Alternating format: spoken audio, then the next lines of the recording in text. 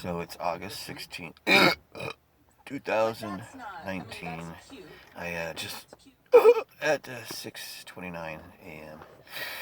dropped Robert off at work, and I was up all night with well, I had hiccups, and I finally got him to stop because I did my little cannabis treatment. Got it slowed down to 4 to 5 to 6 hiccups.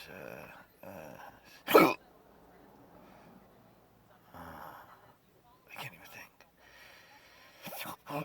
If you get it slowed down, but then somewhere around 2 or 3 in the morning, my stomach sphincter opened up, and a bunch of acid came shooting up my esophagus, completely waking me up, and then turning it into this.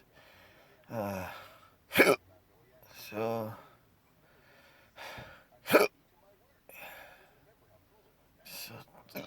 tired of this.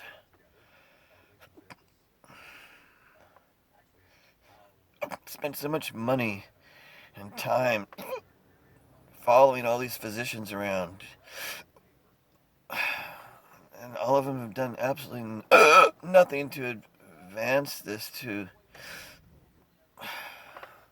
It's just pathetic.